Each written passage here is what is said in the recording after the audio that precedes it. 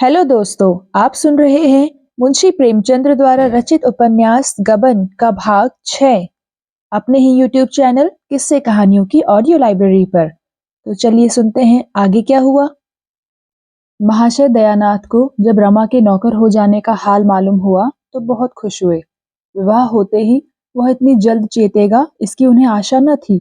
बोले, जगह तो अच्छी है, ईमानदारी से काम करोगे तो किसी दिन अच्छे पद पर पहुंच जाओगे। मेरा यही उपदेश है कि पराये पैसे को हराम समझना।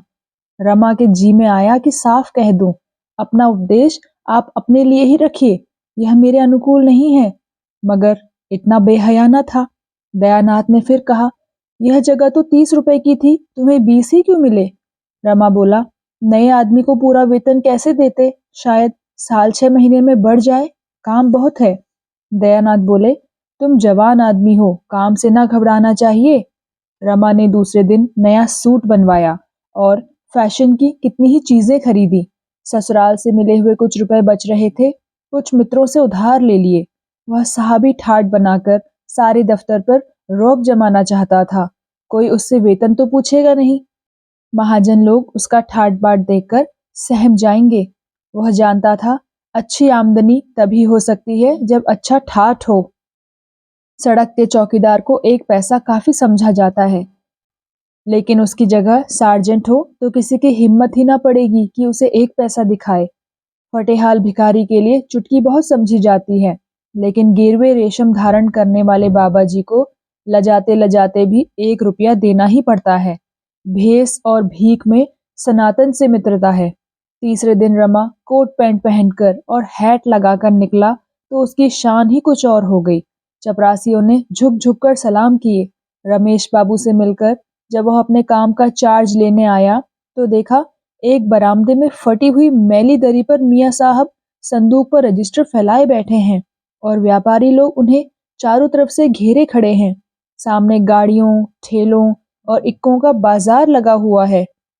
सभी अपने अपने काम की जल्दी मचा रहे हैं। कहीं लोगों में गाली गलौज हो रही है, कहीं चपरासियों में हंसी दिल लगी। सारा काम बड़े ही अव्यवस्थित रूप से हो रहा है। उस फटी हुई मैली दरी पर बैठना रमा को अपमानजनक जान पड़ा। वह सीधे रमेश बाबू से जाकर बोला, क्या मुझे भी इसी मैली दरी पर बिठाना चाहते हैं? एक अच्छी सी मेज और कई कुर्सियां भिजवाइए और चपरासियों को हुक्म दीजिए कि एक आदमी से ज्यादा मेरे सामने ना आने पावे। रमेश बाबू ने मुस्कुराकर मेज और कुर्सियां भिजवा दी। रमा शान से बैठा। बूढ़े मुंशी जी उसकी उच्च श्रृंखलता पर दिल में हंस रहे थे। समझ गए अभी नया जोश है, नई सनक है। चार्ज दे दिया। चार्ज में था ही क्या, केवल आज की आमदनी का हिसाब समझा देना था। किस जिन्स पर किस हिसाब से चुंगी ली जाती है, इसकी छपी हुई तालिका मौजूद थी। रमा आध घंटे में अपना काम समझ गया। बूढ़े मुंशी जी ने यद्यपि खुद ही यह जगह छोड़ी थी, पर इस वक्त जाते हुए उन्हें दुख हो रहा था। इसी जगह वह 30 साल से बराबर बैठते चले आते थे। इसी जगह की बदौलत उन्होंने धन और यश दोनों ही कमाया था। उसे छोड़ते हुए क्यों ना दुख होता। चार्ज देकर जब वह विदा होने लगे तो रमा उनके साथ जीने के नीचे तक गया। खां साहब उसकी इस नम्रता से प्रसन्न हो गए। मुस्कुराकर बोले, हर बिल्टी पर एक आना बंधा हुआ है, खुली हुई बात है, लोग शौक से देते हैं। आप अमीर आदमी हैं, मगर रस्म ना बिगाड़िएगा।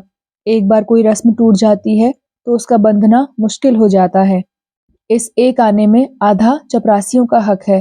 जो बड़े बाबू पहले थे वह 25 रुपए महीना लेते थे, मगर यह कुछ नहीं लेते। रमा ने अरुचि प्रकट करते हुए कहा, गंदा काम है, मैं सफाई से काम करना चाहता हूँ। बूढ़े मियाँ ने हंसकर कहा, अभी गंदा मालूम होता है, लेकिन फिर इसी में मजा आएगा। खां साहब को विदा करके रमा अपनी कुर्सी पर आ बैठा और एक चपरासी से बोला, इन लोगों से कहो बरामदे के नीचे चले जाएं, एक एक करके नंबरवार आवे। एक कागज पर सबके नाम नंबरवार लिख लिया करो। एक बनिया जो 2 घंटे से खड़ा था खुश होकर बोला, हाँ सरकार, यह बहुत अच्छा होगा। रमा बोला, जो पहले आवे उसका काम पहले होना चाहिए, बाकी लोग अपना नंबर आने तक बाहर रहें। यह नहीं कि सबसे पीछे वाले शोर मचाकर पहले आ जाएं और पहले वाले खड़े मुंह ताकते रहें। कई व्यापारियों ने कहा, हाँ बाबूजी, यह इंतजाम हो जाए तो बहुत अच्छा हो। भब्बड़ में बड़ी देर हो जाती है। इतना नियंत्रण रमा का रोब जमाने के लिए काफी था। वणिक समाज में आज ही उसके रंग ढंग की आलोचना और प्रशंसा होने लगी। किसी बड़े कॉलेज के प्रोफेसर को इतनी ख्याति उम्र भर में भी ना मिलती। 2-4 दिन के अनुभव से ही रमा को सारे दांव घात मालूम हो गए। ऐसी ऐसी बातें सूझ गई जो खां साहब को ख्वाब में भी ना सूझी थी। माल की तौल, गिनती और परख में इतनी धांधली थी कि जिसकी कोई हद नहीं। जब इस धांधली से व्यापारी लोग सैकड़ों की रकम डकार जाते हैं, तो रमा बिल्टी पर एक आना लेकर ही क्यों संतुष्ट हो जाए, जिसमें आध आना चपरासियों का है। माल की तौल और परख में दृढ़ता से नियमों का पालन करके वह धन और कीर्ति दोनों ही कमा सकता है। यह अवसर वह क्यों छोड़ने लगा?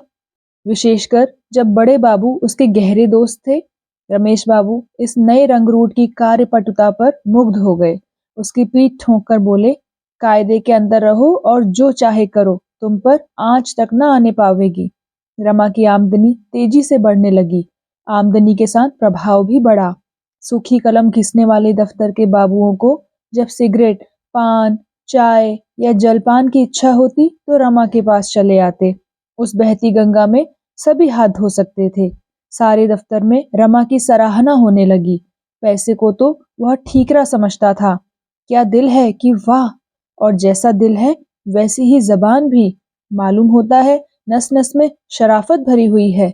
बाबुओं का जब यह हाल था तो चपरासियों और मुहर्रिरों का पूछना ही क्या। सब के सब रमा के बिना दामों के गुलाम थे। उन गरीबों की आमदनी ही नहीं, प्रतिष्ठा भी खूब बढ़ गई थी। जहां गाड़ीवान तक फटकार दिया करते थे, वहां अब अच्छे अच्छे की गर्दन पकड़कर नीचे ढकेल देते थे। रमा की तूती बोलने लगी, मगर जालपा की अभिलाषाएं अभी एक भी पूरी ना हुई। नाग पंचमी के दिन मोहल्ले की कई युवतियां जालपा के पास कलजी खेलने आई, मगर जालपा अपने कमरे से बाहर नहीं निकली। भादों में जन्माष्टमी का उत्सव आया। पड़ोस में ही एक सेठ जी रहते थे। उनके यहाँ बड़ी धूमधाम से उत्सव मनाया जाता था। वहां से सास और बहू को बुलावा आया। जागेश्वरी गई। जालपा ने जाने से इनकार किया।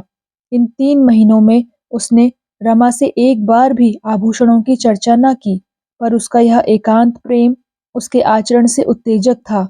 इससे ज्यादा उत्तेजक वह पुराना सूची पत्र था जो एक दिन रमा कहीं से उठा लाया था।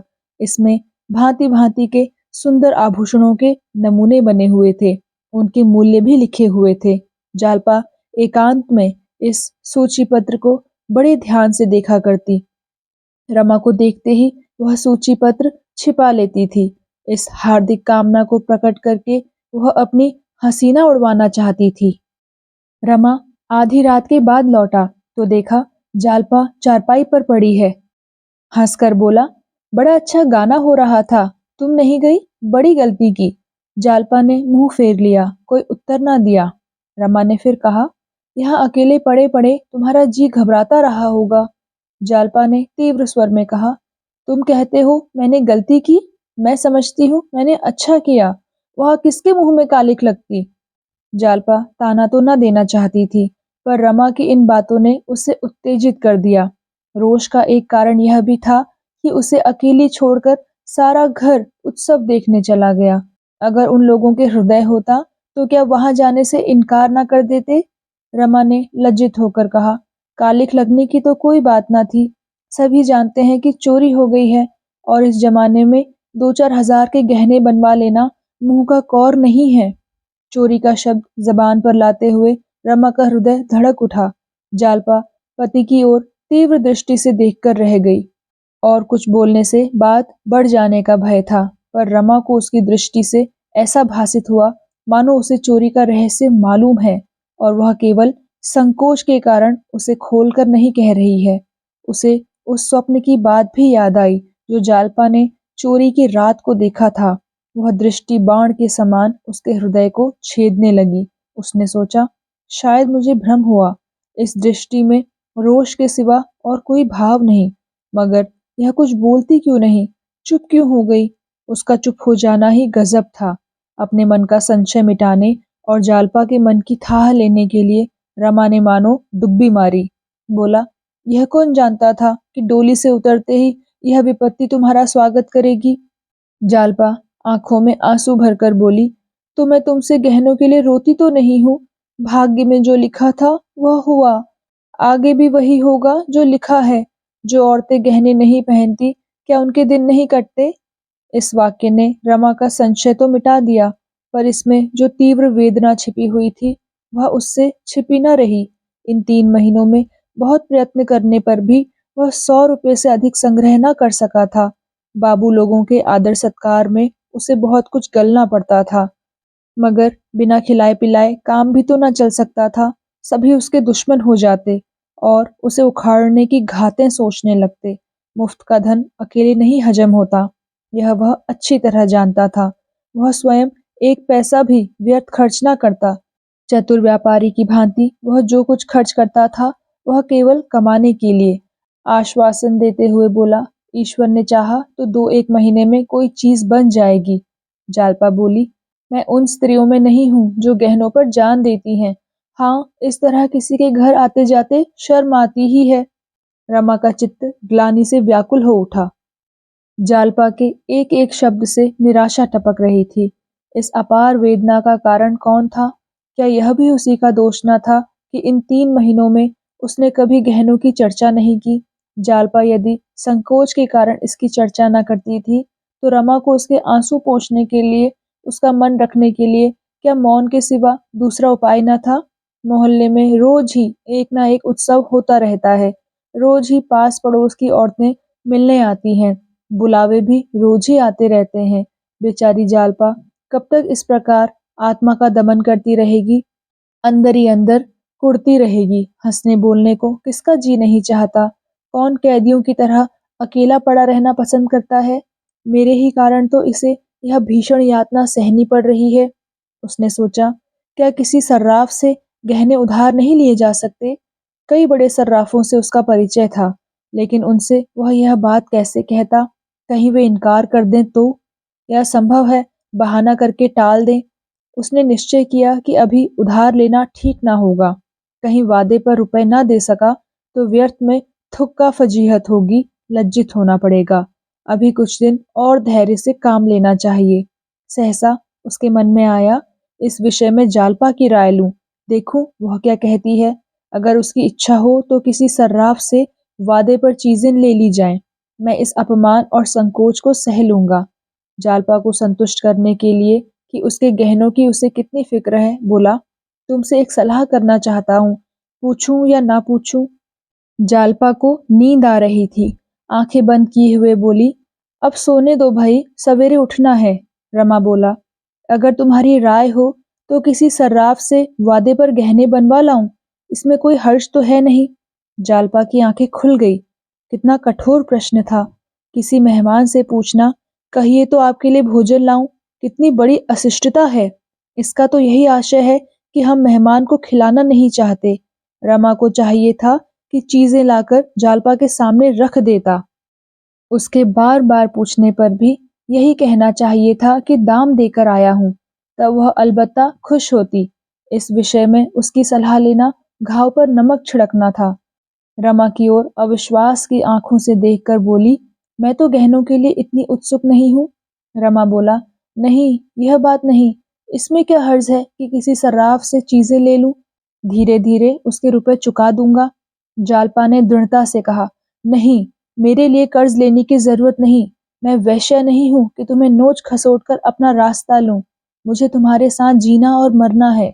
अगर मुझे सारी उम्र बेगहनों के रहना पड़े तो भी मैं कर्ज लेने को ना कहूंगी।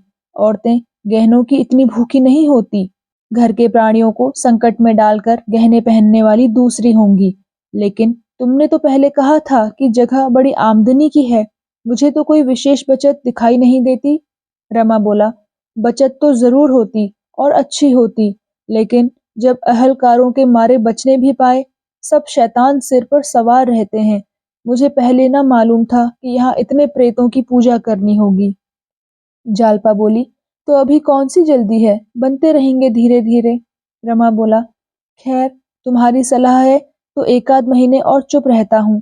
मैं सबसे पहले कंगन बनवाऊंगा, जालपा ने गदगद होकर कहा। तुम्हारे पास अभी इतने रुपए कहाँ होंगे?